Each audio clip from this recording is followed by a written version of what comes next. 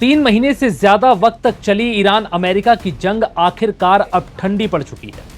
दोनों देशों के बीच डील पर सहमति बन गई है और शायद जंग में भारी नुकसान से गुजरे ईरान के लिए यह डील सबसे बड़े फायदे का सौदा साबित हो सकती है, क्योंकि ईरान के तेवर और हमलों ने जिस तरह से अमेरिका को सहमत किया, यही वजह है कि अब जंग रोकने के लिए ट्रंप को वो शर्तें भी माननी पड़ी हैं जो शायद ईरान के सरेंडर करने पर नहीं मानी जाती। ये बात ईरान भी अच्छे से जानता था, इसलिए ईरान ने मरता क्या नहीं करता वाली रणनीति अपनाई और आखिरी दम तक लड़ता रहा, जिसका फायदा अब सीधे तौर पर ईरान की झोली में जा सकता है। जी हां, सूत्रों के मुताबिक ईरान अमेरिका के बीच जो डील हुई है उसके तहत अमेरिका ईरान को $300 अरब का फंड दे सकता है, जिससे ईरान की पूरी अर्थव्यवस्था फिर से खड़ी हो सकती है। ये इतनी बड़ी रकम है कि कई छोटे देशों को फिर से मजबूत करने के लिए काफी है। लेकिन यहां सवाल यह है कि जो ट्रंप अब तक ईरान के तेल पर कब्जे की सोच रहे थे, फिर इस तेल से खूब पैसा कमाने की बात कर रहे थे, वो अचानक हॉर्मुज से अपनी नाकेबंदी हटा लेते हैं और ईरान की कुछ शर्तों के आगे झुक जाते हैं, जिसके बाद से ये सवाल उठ रहा है कि आखिर अमेरिका ईरान को $300 अरब क्यों दे रहा है। क्या ये जंग में हुए नुकसान की भरपाई है या फिर इसके पीछे कुछ और खेल है। दरअसल ईरान को दिए जाने वाले फंड को लेकर यह मामला जितना आसान दिख रहा है उतना है नहीं। ईरान और अमेरिका के बीच जिस शुरुआती समझौते पर सहमति बनी है उसके तहत $300 अरब का इन्वेस्टमेंट फंड बनाने का प्रस्ताव रखा गया है। लेकिन यहां यह भी जान लीजिए कि यह रकम सीधे ईरान सरकार के खाते में भेजने वाले नहीं है। यही पॉइंट सबसे ज्यादा दिलचस्प है। अब ये समझिए कि फिर ईरान को ये फंड आखिर कैसे मिलेगा और फिर ईरान इसका कैसे और कहां इस्तेमाल करेगा।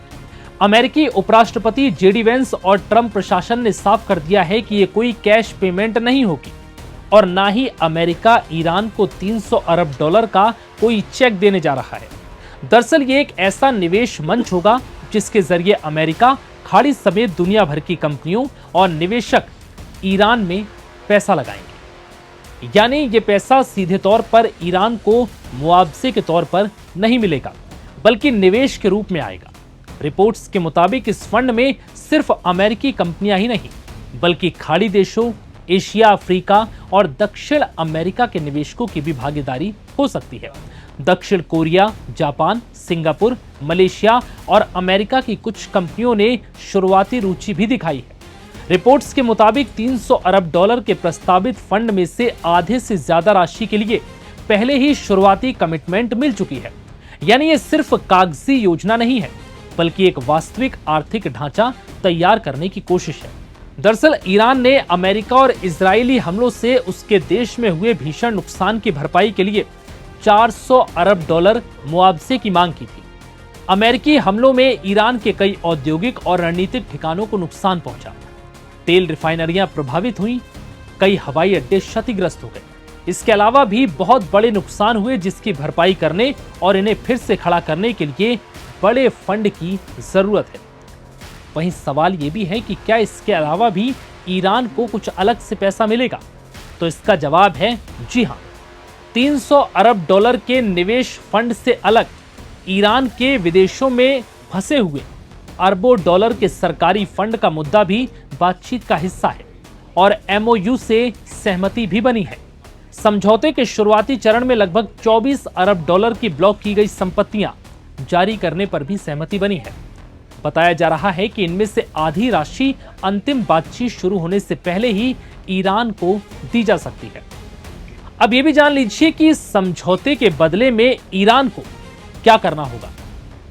इस डील के पीछे जो सबसे बड़ा भरोसा है वो ये है कि ईरान को समझौते का अच्छे से पालन करना होगा, क्योंकि अमेरिका चाहता है कि ईरान अपने परमाणु कार्यक्रम को सीमित करे, संवर्धित यूरेनियम के भंडार को खत्म करे और अंतर्राष्ट्रीय निरीक्षण स्वीकार करे। यानी अब ईरान को यह सब करना होगा और अगर ऐसा नहीं होता है तो यह समझौता खतरे में पड़ सकता है और फिर से जंग दोबारा से शुरू हो सकती है और जंग जैसे हालात मिडिल ईस्ट में बन सकते हैं। फिलहाल इस वीडियो में इतना है।